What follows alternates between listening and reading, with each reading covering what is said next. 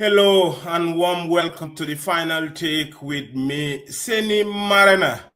Wherever you are joining, this is another insightful edition of the final take with me, Seni Marina, here on the Alcamba Times. Thank you for joining us today. Tonight, we're just months away from the historic December 2026 presidential elections, and the public sentiment is more critical than ever shaping the future of our young democracy.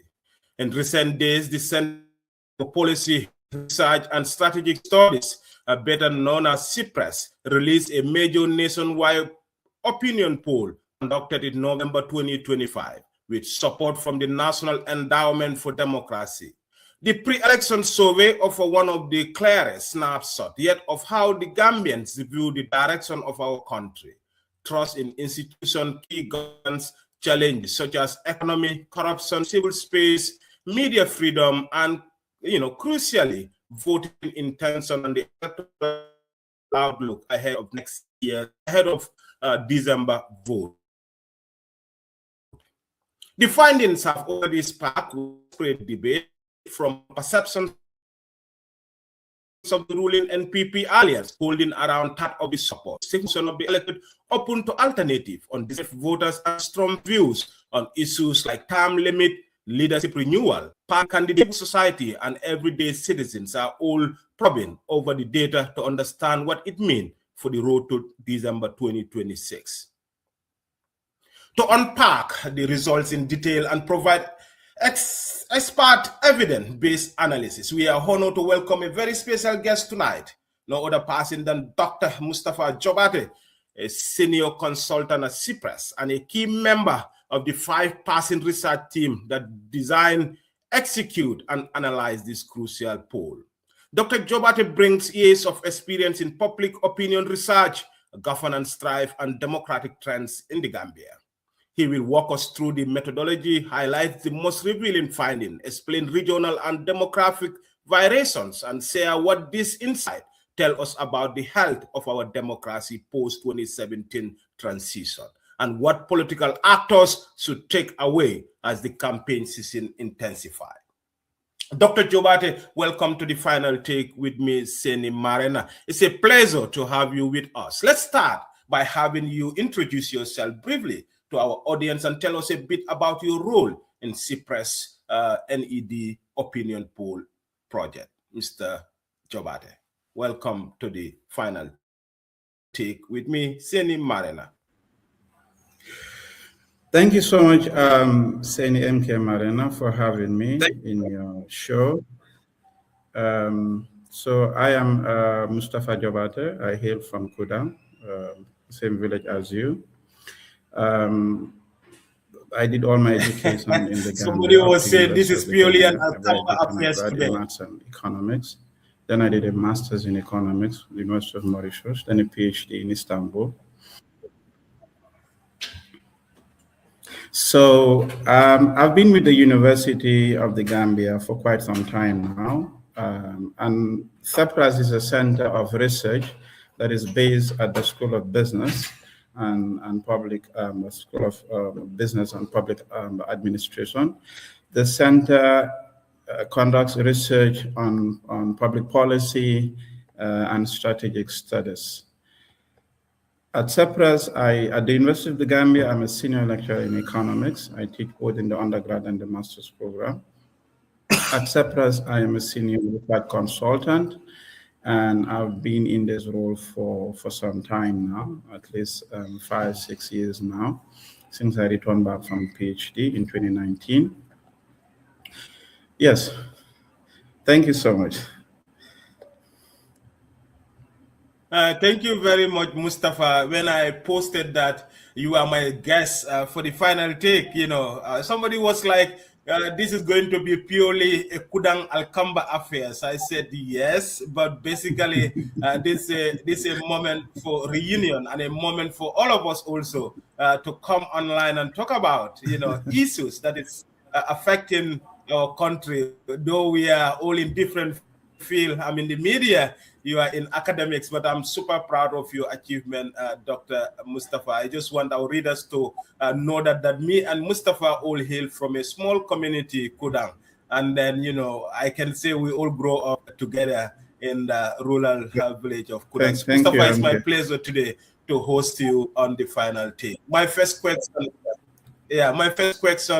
is the poll shows that 58% of the respondents believe a third term for the president would weaken democracy. What factors do you think are driving this sentiment, and how does this compare to previous suppressed polls on term limit?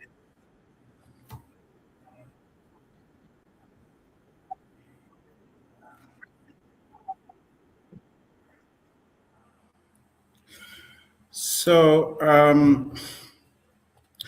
term limit for a democracy, I think it is based on the standard that we've seen in many countries around the world, that people by default prefer leaders not staying for a very long period of time.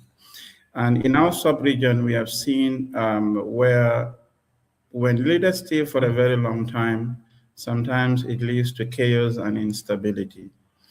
And our very close neighbor, Senegal, we've seen what happened and how the Senegalese fought to ensure that Macky Sall, who really wasn't a very bad leader, you can't say he was a bad leader. He did very well infrastructure-wise.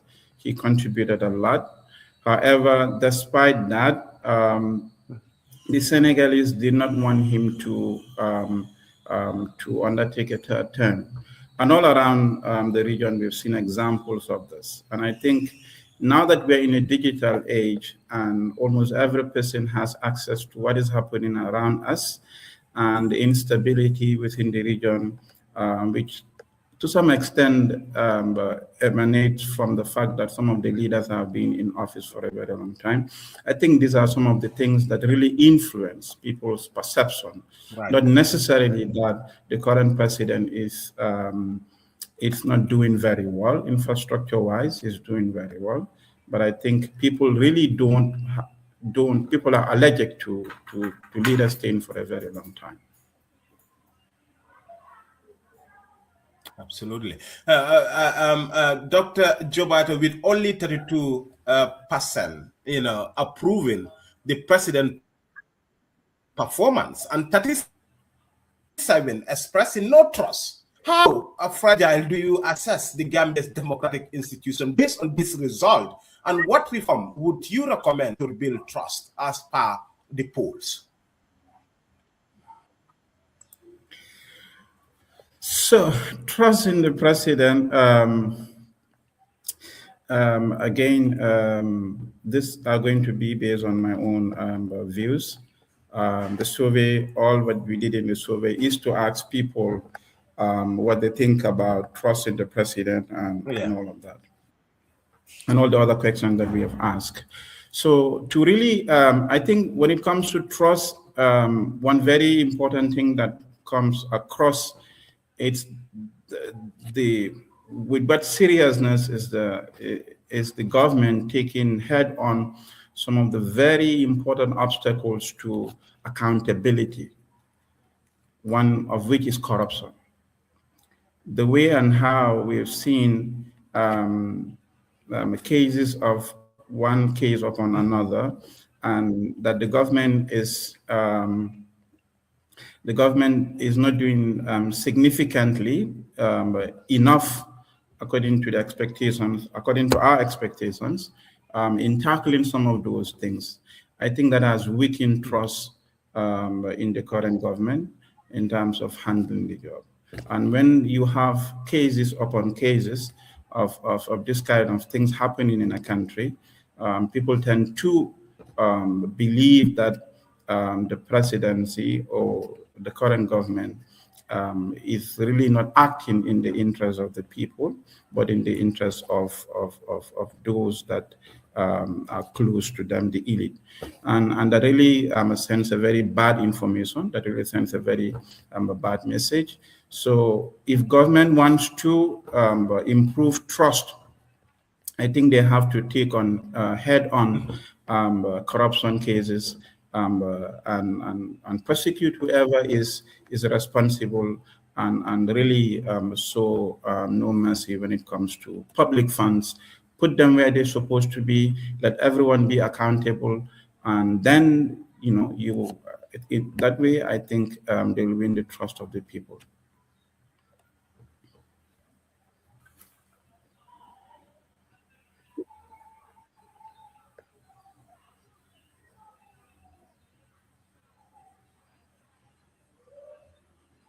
I can hear you, Dr. Jobarteh.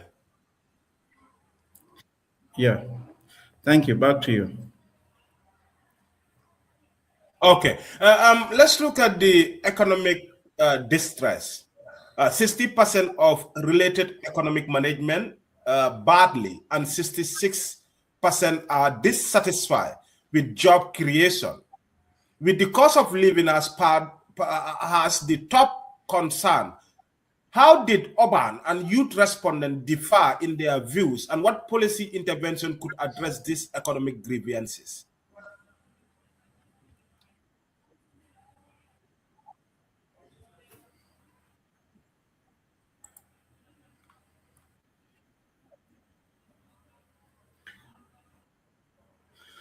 Okay, so when it comes to the government performance, based on, like you indicated, based on the data that we have,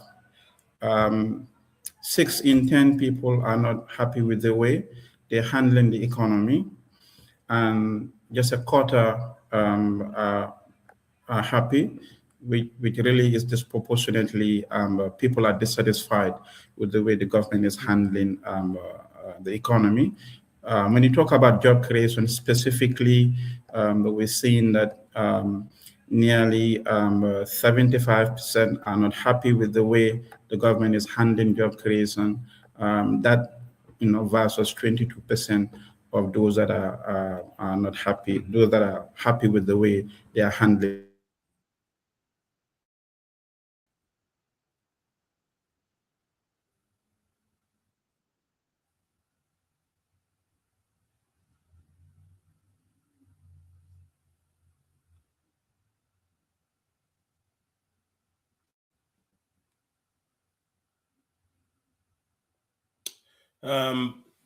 Wherever you are tuning in, this is the final take with me, Seni Marana. It seems I just lost my guest, Dr. Mustapha Jobarteh, live from Banjul. He seems to, got some technical issues. I can have him right now, but I will try to bring him back on board as soon as possible. So we are talking about the CIPRES poll that was conducted by the Center for Research. Just a few days ago, Dr. Joy is what the lead research. We will try to get Dr. Jobarteh back on the show. Dr. Jobarteh back.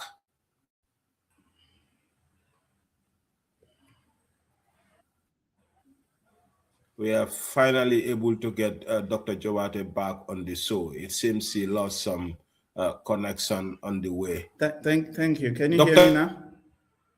Dr. Jobarteh, are you there? Am I audible?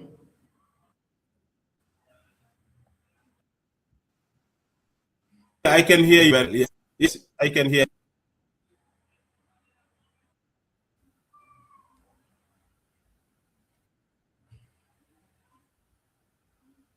Yes, I can hear you. Can you hear me?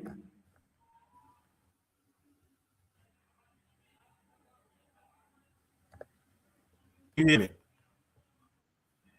Okay, go ahead. We were talking about the economic management, which was rated 60% badly and 66% of dissatisfied with the job creation. So I'm asking what policy intervention could address these economic grievances as highlighted by the respondents? Yeah, so for the Gambia, I think what the government can do, honestly, there is efforts from the part of the government in terms of integrating the youth into the job markets. We have all this IOM events and projects that are taking place, and the TVET education that is taking place, ensuring that the youth have skills, so that they are able to, even if they can't find job in the government, they're able to employ themselves. So I think these are levers that the government need to emphasize a lot. And one area that is really missing is entrepreneurship education. It's not only skills to be able to do carpentry, to be able to do plumbing and all other skills, but I think we need to have national entrepreneurship training programs for the youth of this country and encourage them to be in the markets. It's unfortunate that in this country, wherever you go, in any markets you go, you find that the foreigners are the one dominating it, right? You go into our markets, you find that the foreigners are the ones dominating. You go into cars, spare parts, you go into grocery, you go into almost any sector, you find that the foreigners are dominating this. That entrepreneurship mindset in the ordinary Gambian youth is really not very, very strong. I think they need to have entrepreneurship programs and provide some seed funding to people, encourage them to start all these things, show them what are the returns, in all these sectors. Then if they need be, government put regulations that ensures that, Gambian youths are able to access these markets, are able to sell in these markets, make it easy for them. So that plus the formal way and how, you train the youth in the formal education to get into science, tech, and all the STEM issues.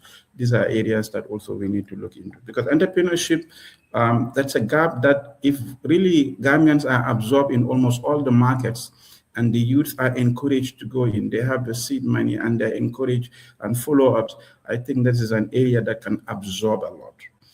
Before I end that, the only the sector that absorbs unemployment in a large scale in any economy is usually the manufacturing, because it comes with, even now we have all this AI, there's a fear that it will take over the jobs of the people in the manufacturing, but still it is usually the largest absorber of unemployment.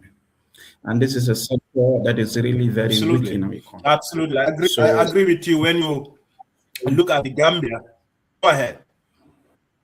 Yeah, so we really need to, there should be policies on how to ensure that the Gambia industrializes and the huge, large, FDI that comes into sectors. At this stage, we, because it's levels, at this stage, we can't do high-tech manufacturing, but, we can do something that is primary product-based, right? That absorbs a lot of people. We cannot just be absent in those markets, right? We cannot just be absent when it comes to production. The more you have all these large industries, coming up, the more they absorb people. Most of the Gambians that are in foreign countries, where do they work? Most of them are working in this low-tech manufacturing, sectors in those countries.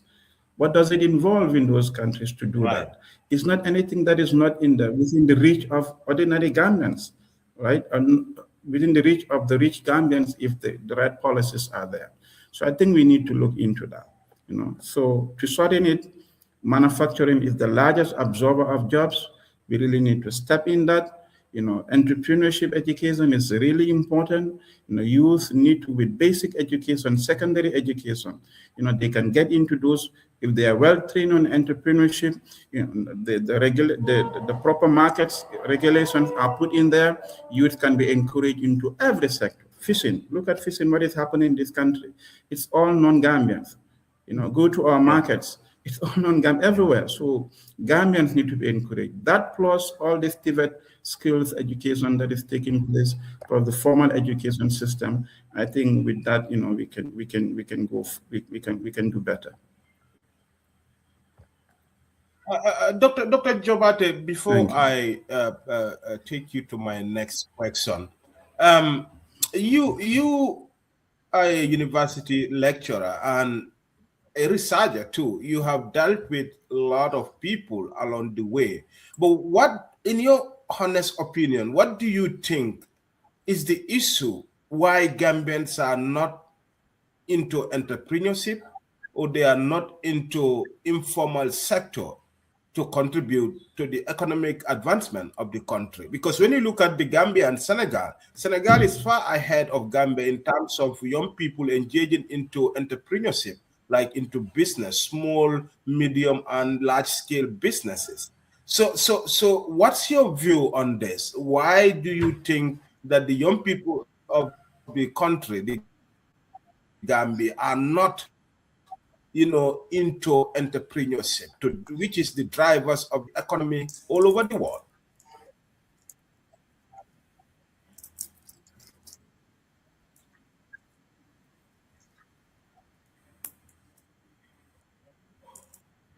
Dr. Jobarteh, did you get my question? Thank you for that question. All around, we'll come down to, let's look at the context within.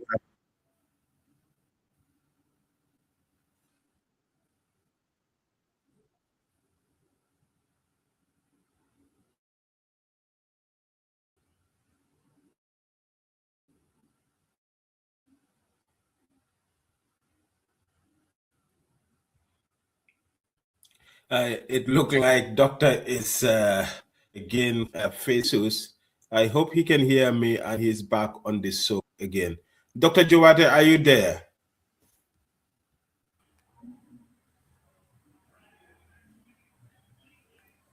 Dr. Jobarteh, are you there?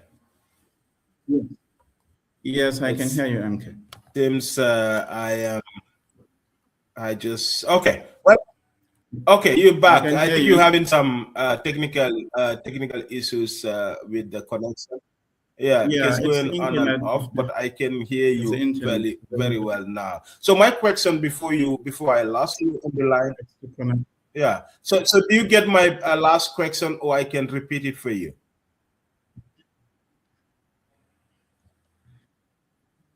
Yeah, I think I get it. About why Gambians are really not coming forward when it comes to entrepreneurship. The Yes, Gambian yes. youth. Yeah, compared to Senegal Right? and other elsewhere. Yeah. Hello, can you hear me? Yes, I can hear you very well. Hello. Yes. Yes, I can So hear like I you. was saying, Yeah. on other countries. So sometimes it's one. There are many factors that inhibit entrepreneurship development in a country. Basically, the so one of which would be, I think we have a cultural. Oh, these things delays. Okay, if you can hear me, I can see that we are talking on top of each other. But if you can hear me, what I was saying is, the Gambia, I think we have a cultural. There's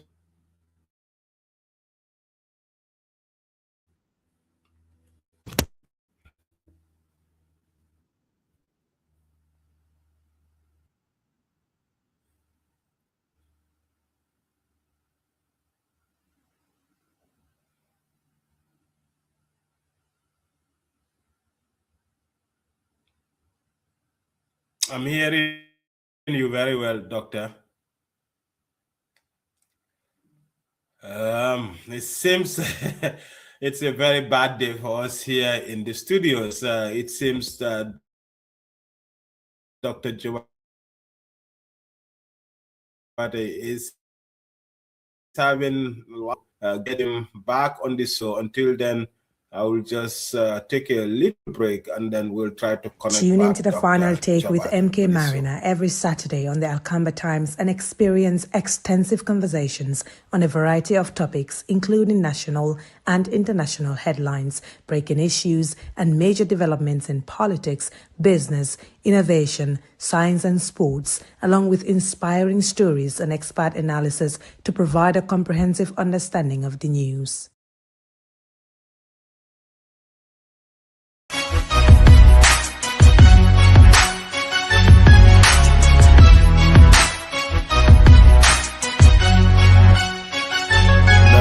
Break, we'll connect back to our guest, who is Dr. Mustapha Jobarteh. Hello, MK. I'm sorry that we are having all this. I'm dropping off all the time. I think it's the internet. Welcome back, wherever you are tuning. This is the final take with me, Seni Marena. My guest today is Dr. Mustapha Jobarteh, who is a senior consultant at Cyprus and also a senior lecturer. I lost Dr. Jobarteh on the way from Banjul, but I think he's back right now. Dr. Jobarteh, can you hear me well? Yes, I can hear you, MK. I can hear you very well. Yeah, but my apologies for that. We are having a lot of technical issues from your end in Gambia. I think it has to do with the internet connection. But then we don't have much time to do, so we're going to capitalize on the little time we have to decode the poll that is already out on the public domain. So let's talk about accountability deficit. 66% of the respondents said the fight against corruption is poor, with institutional reform described as slow. What barriers have you identified in the Gambia anti-corruption efforts, and why are educated voters the most critical of this issue?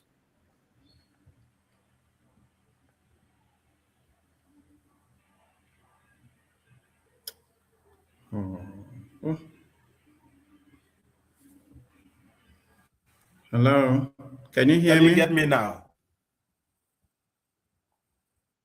Yes, I can hear you very well. What barriers have you identified? Was what you were asking, right? My question is on accountability deficit. From the polls,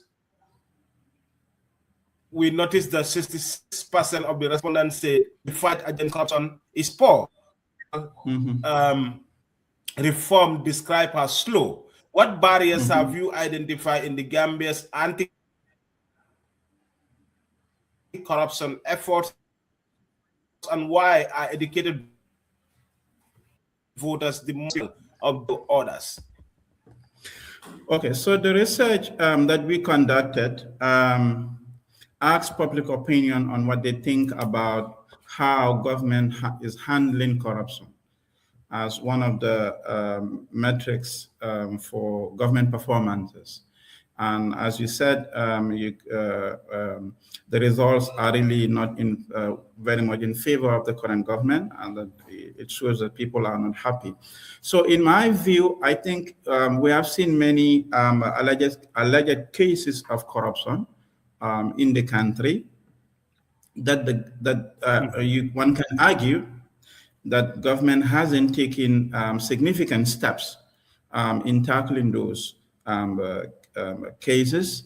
And as a result, that group of people that are very much informed about what is happening in the country, usually the educated people, the youth that are always online and have access to information, are the people that are really showing the lack of dissatisfaction.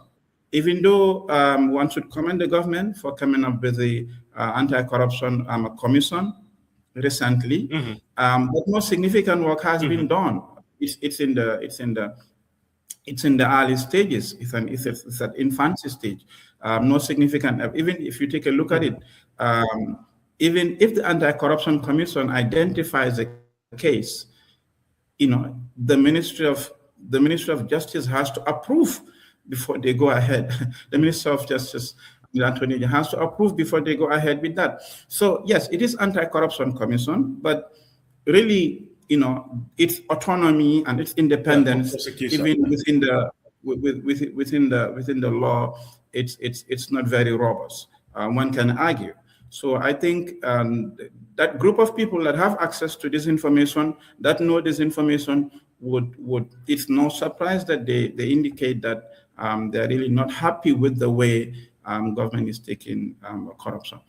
The other thing is reform when it comes to institutional reforms, which in some way has connection with our judiciary, for example, the police, for example, and all other important national institutions, the National Assembly. So people are showing that really we need reforms. We need all these things to be very, very strong, to become very much independent of what the executive are saying and to be able to uphold.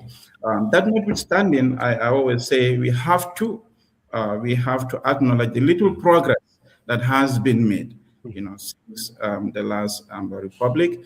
One can argue, to the current government, that in all cases we have seen some strife, but I think it falls short of the expectation of the people, especially that group of people that are really, really informed. And I think the government can do better going forward.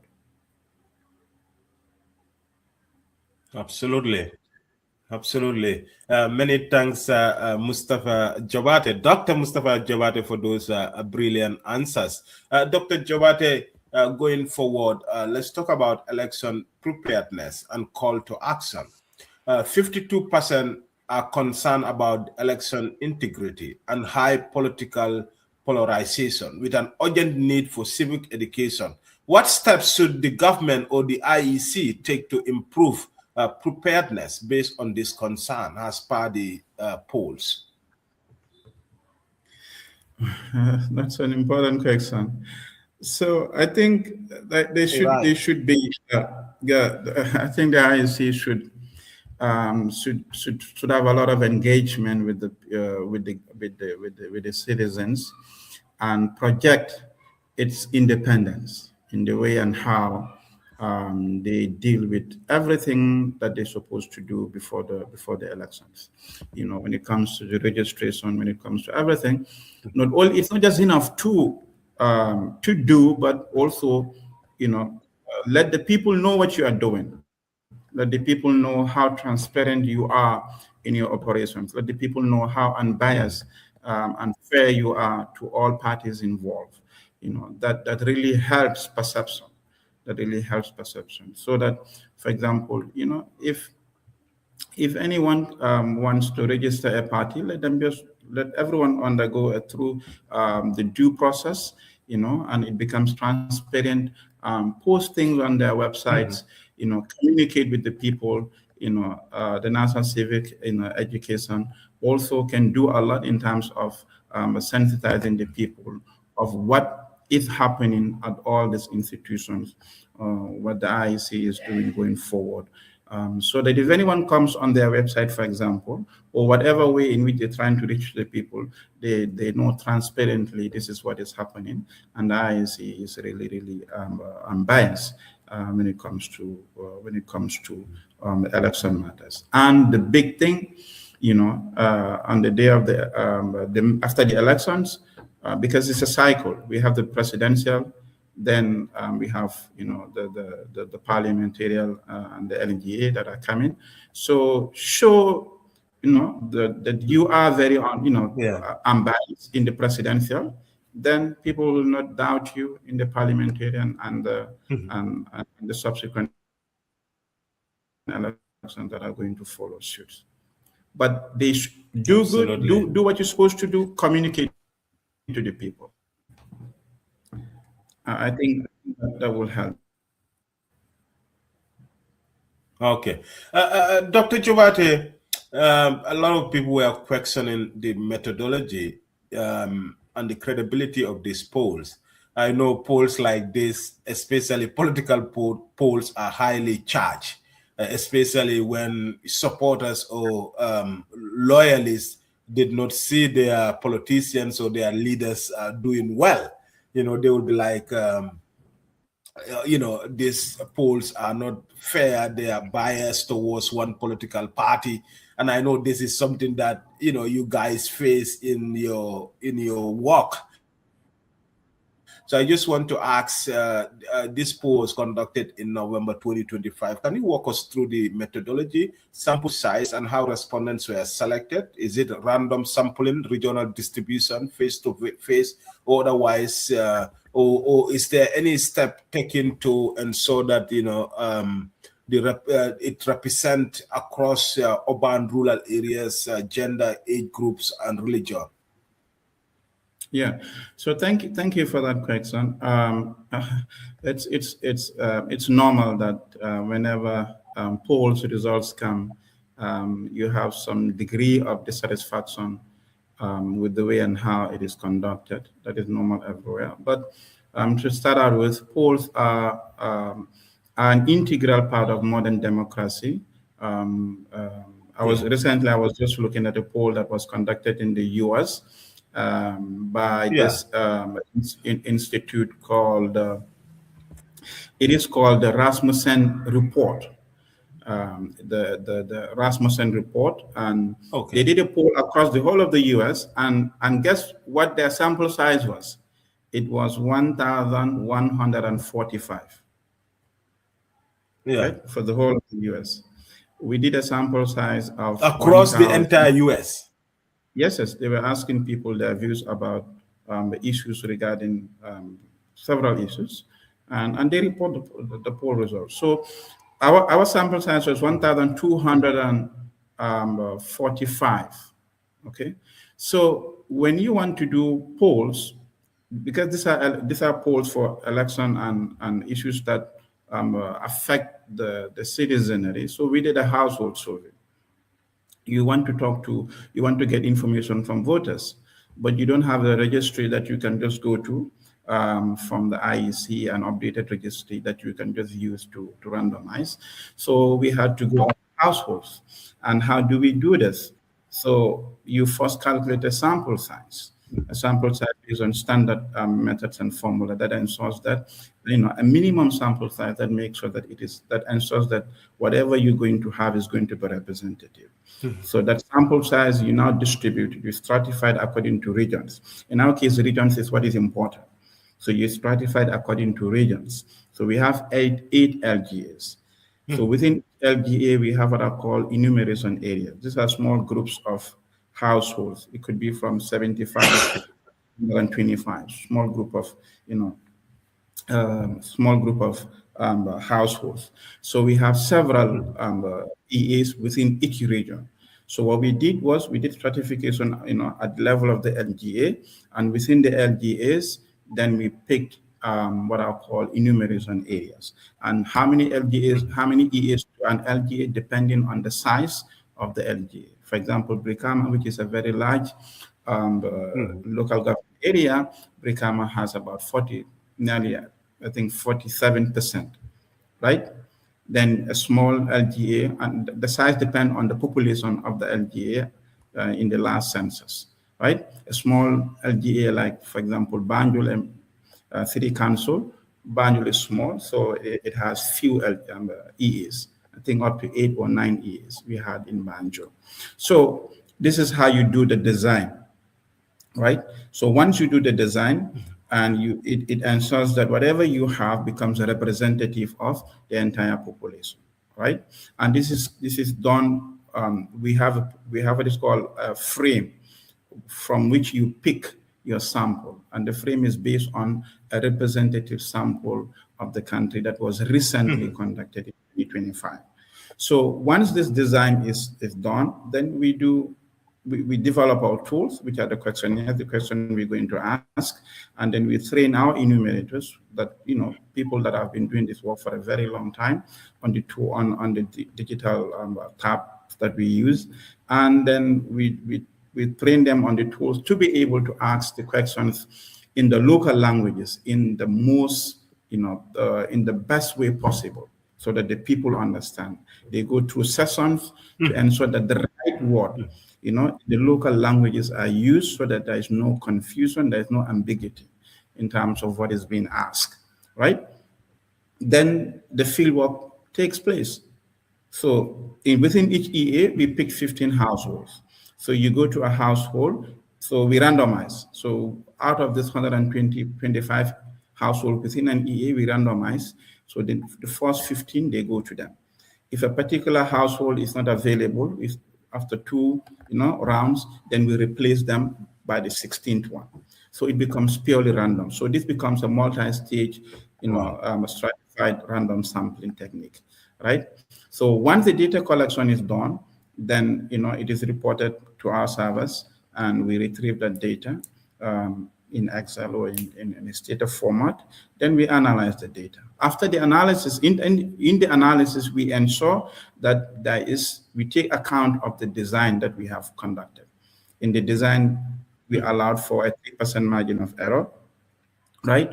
And because it is stratified, at the level of LGAs and the EAs were picked, so the probability of one household being included may be different from the probability of another household being included. Then we do weightings. At the analysis stage, we take the inverse of those probabilities and weight our data, so that whatever we report is a representation of the population. And what tells you that is what we have in our results. We have like a 54% are female, right, and a 46% are male. And if you take a look at what we have in the last elections, we had like a 51% female. So if 54% plus minus 3% margin of error, it comes down to what really we have in the population. So that tells you that the methodology is that deliberate, Dr. Jobarteh? Is that deliberate, or you just do it to have a 50% margin, 3% margin? The 3%, you have to allow for some errors in whatever you report. Okay. So you want to minimize it as much as possible. So 3% margin of error it's really good. It's a very small margin of error. Researchers will tell you that, and it's not very wide. So that tells you that our sample mimics the population that we have, and the people that we have interviewed. 92% of them intend to vote in the 2026 elections. Oh, these are potential voters. Exactly. These are the people that are going to vote, all right? And 82% of them already, 81% of them already indicate that they have already a voter's card. So that means that whatever we are saying from this survey really represent the views of the people. We are still on the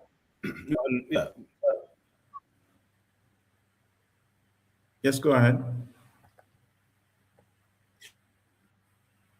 Yeah, we are still on the biases and equity of poll. So what measures did your team take to minimize biases? I heard you talking about those, but I want to be clear to ensure that the respondents' anonymity, and handle refusals, because there were refusals in some cases on the survey, don't know responses. How do you manage this? What measures did your team take to minimize bias through responses and also handle refusals? Okay, so there are two different things. Non-responses, when it comes to collecting the data, when there is a non-response, a household is picked randomly to be part of the sample. Then you go to that household, you don't find anyone there. Okay. You again go back, you don't find anyone there. After 2 visits, then the enumerator will let the supervisor know that this particular household that was randomly picked, there is no one, there is no response. So the supervisor is going to assign the 16th household in the randomization. So that is how we tackle non-responses. Okay, that being said, for some of the questions, the way the options come, for example, not all the questions, some of the questions, options are that I don't know. For example, the question on intention to vote. who do you want to vote for, right? It comes in two questions: the incumbent I don't versus know. Yeah. everyone, another candidate. So you can say I'll vote for the incumbent or I'll vote for another candidate. Then there are other options like I don't know, meaning I'm not decided. Right? So we call them the undecided voters. Yeah, Or those are someone, the undecided voters. Yes. yeah. Or a person can say, I don't want to say, I prefer not to say, right? Or a person can refuse not to answer that question. So refusal in the question refusal rate, if you go to the data, you'll find that that's very minimal. A person for any question that asks for it, usually for the voting, the refusal rate is very, very, I think like 1%. Okay. So that's it. Most of all the questions, are well answered. 99% are answered, according to these categories. So when it comes to biases By the of our by the report, by the respondents. Yeah. Okay. Okay.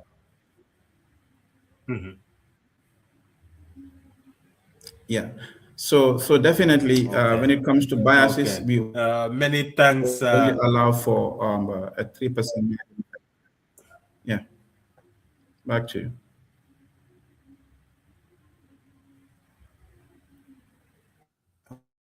Okay. Many thanks, Dr. Jobarteh, for that brilliant answers. My next question is, how does this issue-based opinion poll differ from the previous suppressed surveys, like the pre-election ones, and why was the focus on democracy, good governance themes supported by the National Endowment for Democracy? Why is the focus more on differ on the issue-based opinion poll differ from the previous suppressed poll, like the pre-election one? Okay, so to clarify, okay, on this Did you one get my versus question?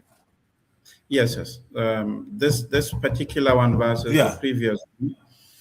So in fact, what we did, Yes. Yes. what we did in November was to collect information on a lot of things. Our tool is very broad, it's very large. We have other Yeah. issues.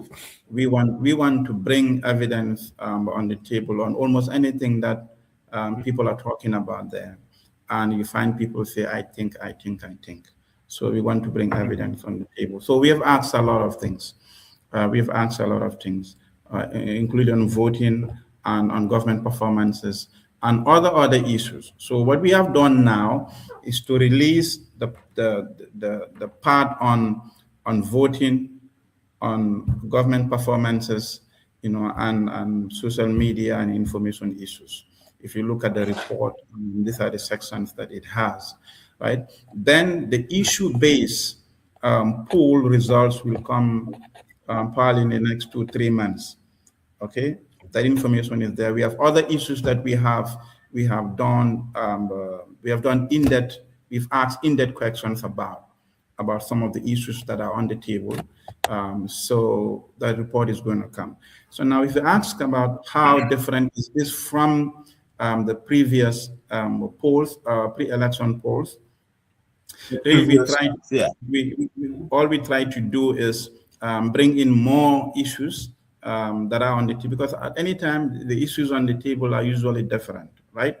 Like initially, in our previous polls, we had no issue of third term. Third term is a new phenomenon, because this is if Barrow seeks re-election, it's going to be his third term. Why we brought this, then other issues that are on the table that were not there before, for example. So that is usually, you try to adapt and make it dynamic according to what issues matter, right? Regarding NED, as we know, is the National Endowment for Democracy in the U.S. They fund programs and projects around the world that consolidate democracy, that strengthens, democracy around the world. So as a research institute with expertise in some of these things. Before we even have an engagement, we had an engagement with NED, or we had other projects with like the IRI, the International Republican Institute, and some other think tanks. We've worked with them, so we came to know that NED also funds projects along this line, and so we applied and we got this in the 2021 cycle and also in the 2026 cycle. Yeah. Have you ever received government funding to conduct polls like this before? No, not in my team. Not in my team. We've never had any funding from government or any political party to conduct any polls. Like I said, our projects are very transparent. Whenever we release any reports, we always indicate who is funding the project, right? Well, So, and I like to emphasize at this point, like we always do, Surprise is very apolitical, and these polls are, as the name of the project, strengthening democracy in the Gambia. All we try to do is fill the gap of evidence. We try to put evidence out there so that our public discourse will be based on facts, not based on what I think. And of recent, we've seen this a lot of the time. So that's why we bring, that's what we can do as researchers. We bring evidence before the people, and based on this data and information, people can argue and counter-argue. We are not affiliated with any political party. We are not doing any smear campaign against any political party. In fact, what we're trying to do is to give them information and insights that they can use to better their own campaign and to better the way they target the potential voters, and for government also to know what the concerns of the people are, so that they do the right messaging, the right interventions, and the right programs. And I think everyone should see it from that perspective, from that goodwill perspective, not otherwise. Absolutely. Absolutely. Dr. Jobarteh, I think this is a very good intervention, because sometimes when these polls are out, emotions are so high, and how polarized our beautiful Gambia is in terms of politics, especially at this crucial time.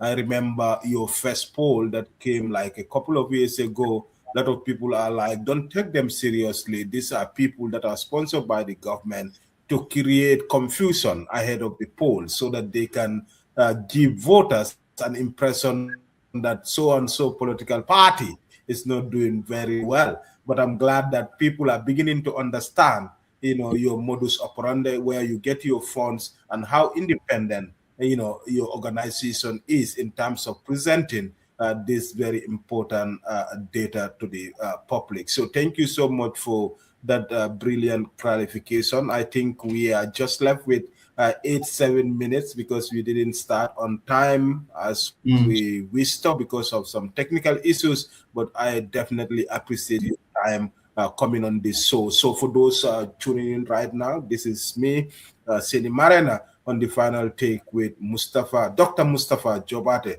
a key member of the CIPRES research team that conducted this, I would say, thought-provoking poll, because this has been the talk of town since your release on Thursday. Moving forward, Dr. Jobarteh, what are the most striking overall findings from this poll regarding Gambians' perception of where the country is heading, like our direction? Example, the country is heading in the right or in the wrong direction, and then how do satisfaction levels with democracy compared to previous years? Okay, so the report is there. We have many key takeaways from the report. However, Yeah. I think at the What's the most stage, striking overall finding? yeah. So one thing that is important is that there is need for reforms in governance. There is a need for reforms in governance. We've seen that the performance of the government across key indicators, what it shows is that what the government can do better. So we encourage, we underscore the need for government to make reforms, especially across in terms of national unity, efficiency of our institutions, something that is close to my heart, economic governance, the way and how they manage economy, to do some more employment generation, and the security of the people. I like to say, when I was at the ISS in South Africa, I did a I did a um, I did a blog article on the rising insecurity in the Gambia, which is out there on the internet. Okay. In I that, would love to. You should share that. You should yeah, share that finding with me. I would love yeah, to have a look. If possible, share with our audience. yeah. Kamba. Go ahead, Dr. Actually, Jobarteh. that is there, the ISS Today back in 2023. If you look at ISS Today, Okay. rising insecurity in the Gambia. So most of the things that we highlighted in that blog article, in fact, if anything, it's really it's more important now than it was before. So all of this, what it points to is that we need to have reforms along these lines. Not we're not saying that the government is not doing what they're supposed to do, but we're saying that the government can do better, right? And criticisms are part of it's part of democracy, and one should also at this stage commend the current president for allowing that space.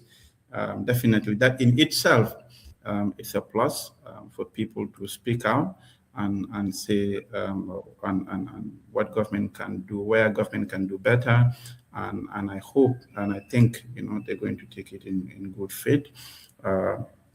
And also the apart from the reforms, one very important thing that the reports highlight when it comes to our electoral processes, in terms of confidence in our electoral processes. So when it comes to that, there should be more emphasis on the independence of the IEC. IEC needs to be compliant with electoral laws, and that they should portray that, at least portray that image that they will guarantee a free, fair, and a credible election across the nation in this 2025, 2026, 2027 electoral cycles.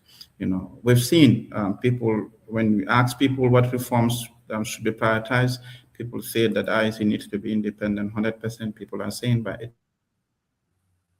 84%, I think, that there should be ban on vote buying. So these are things that are very close to the heart of the people, and IEC should not just trash them, but should really look inward and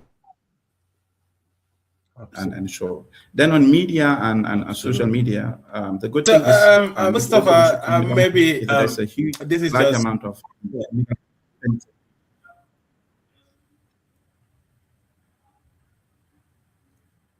Can you hear me? Go ahead. Are you done? Yes. So basically that's it. Okay. And the final thing is in terms of which we didn't talk about, how the incumbent is performing vis-a-vis everyone. The NPP ahead of everyone from the polls. But then if you put everyone on one side and you put the incumbent, the ratings are not very impressive for the incumbent, despite leading everyone. This is This is a little bit confusing, Mustapha, to maybe to some people, because from these polls you will notice that if the opposition, if elections were held today, the oppositions are likely to win. But when you look at the same poll, it's telling you that the NPP have an edge, ahead of these opposition parties. How do you arrive into that conclusion? Like, if elections are to held today, the oppositions are likely going to win. But the same survey is telling us that, the incumbent has an upper hand ahead of these opposition political parties. But if elections are to be held right now, the incumbent will lose. No, what I think what confuses people is that, this question comes in twofold. One is the incumbent against another candidate, where another candidate leads, at 49 and the incumbent at 34. So what that means is, if all the oppositions come under one umbrella, if they all come under one umbrella, okay, then they're going to lead the incumbent. As a united front. Right. A united opposition is going to lead the incumbent if things stay as it is today. Right? Given the undecided voters also. Remember, we have undecided voters, which is significant as well. Assuming that plays out equally among them, then we can say clearly that a united opposition is going to lead the incumbent at the polls. But we know, as we are speaking, that there is no united opposition. There is not a coalition. So in the second, when we ask the second question, that those who intend to vote for another candidate other than the incumbent, who would you vote for if elections are to be held tomorrow, right? Then that is where all the opposition distributed this.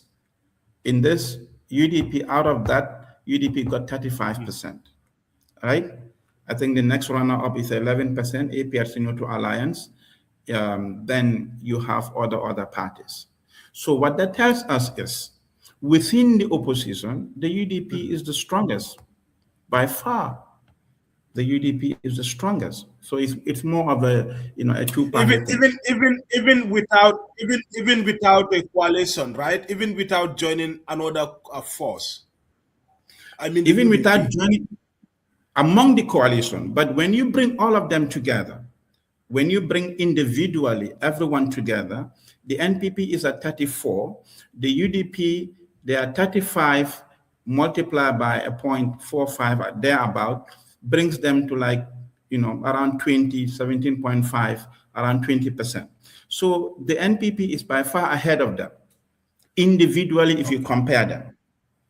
The NPP 34, the next runner up around 17.5 to 20%. So it's far ahead of them individually. So as it is, if you go to the poll, if things stay as the same, and the undecided voters is equally distributed amongst them, right?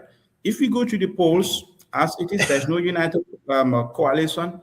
Certainly, the NPP is projected to lead the polls, right? But the message is that the opposition should come together if they want to remove the incumbent.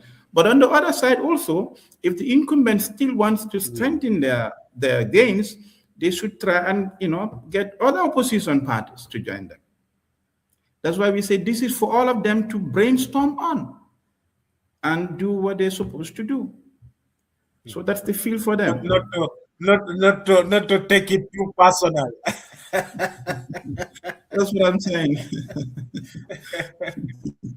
That's what I'm saying. Our people don't joke with politics. Politics is like a religion for them. So if you come out with your polls and tell them, look, your chances are slim in December, and they have been working for the past 5 years since 2021 elections, and you are telling them your chances are slim. But anyway, on a serious note, Mustapha, we are almost at the end of this interview. It's a very interesting conversation. I wish I could have you, in a studio setting where I'll be with you one-on-one, not virtually, because we are facing a lot of challenges. But I'm glad people are also watching, and it's a very interesting conversation. With the December 2026 elections approaching, how should political parties, candidates, and policymakers interpret these findings? What actionable insight can they draw to address public concern. You highlighted this, but I want you to talk about, because to them, this is an opportunity, for them to look inwards and know their strengths and the way forward. To others, they might think, there is an agenda, but you clarified that openly on this show. So tell me, what can they learn from this show or from this poll? What actionable insight can they draw to address public concern as highlighted in the poll? That's a very, very important, because polls make us to, inform us what our capacities are and what we can achieve, So what insight can they address public concerns in this? I think every party should conduct a SWOT analysis in the light of this poll results. They should look at where their strengths are, where their weaknesses are, what that means for them in terms of opportunities that they can grab before the 2026 election comes in, So, and what the threats are, in the light of evidence before them. If I were a leader of a political party, first thing I would do is I'll make sure that I have access to this report and read and reread at least 3 times. Look at my performances. If I'm an opposition, I will look at where the weakness of the government is. Which regions are my base? Which gender is my base? Which category of educational class is my base? Which category of the age is my base? And where are they? Right?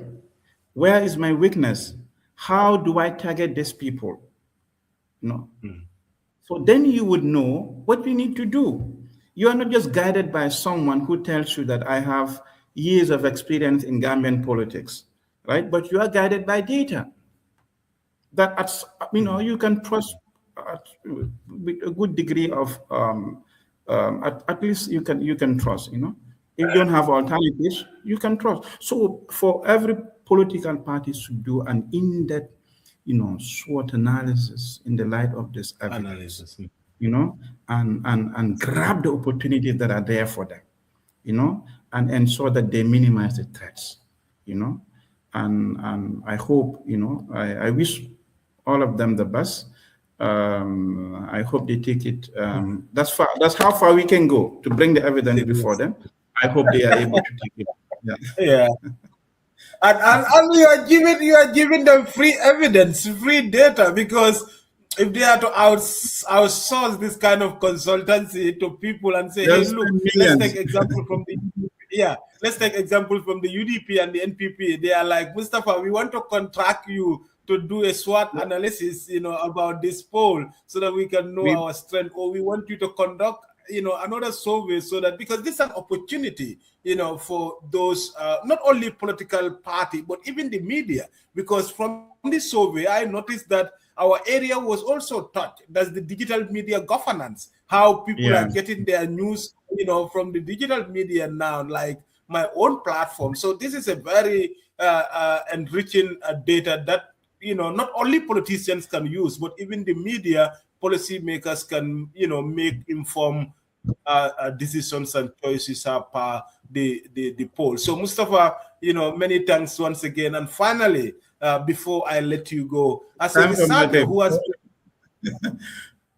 yes, maybe as a researcher, that's my final question, and I will let you go. We are on top of our 1 hour time duration for this show, but because we started 3 minutes or 5 minutes below time, so I just want to capitalize on that missed opportunity. Finally, as a researcher who has been closely tracking public opinions in the Gambia, what gives you hope the most from this poll, and what concern you the most as we head into December 2026 presidential elections? Okay, so I think the one thing we should really commend when it comes to hope is the fact that definitely the current government is very tolerant and we hope, we have a strong hope that the 2026-2027 elections will come and pass peacefully, which is very, very important. And we have strong hopes in this, and this gives us peace of mind, right? So our concerns are I love it when I see people speaking based on facts. Not everyone is going to do this, but the people who, when they talk, people listen to them. So I hope also that the way, because this is what we want to do, the way our politics is, the way people view is now going to be based on evidences rather than hearsay or I think issues. And I hope everyone and they is tend going to to use. downplay. Now They tend to downplay data. Yeah, I hope they're going to use it to put forward.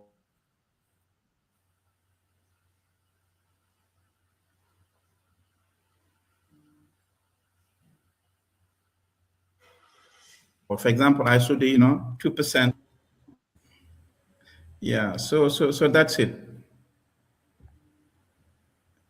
So I hope people are going to realize that, and it's a pleasure having you, MK. It's a pleasure being.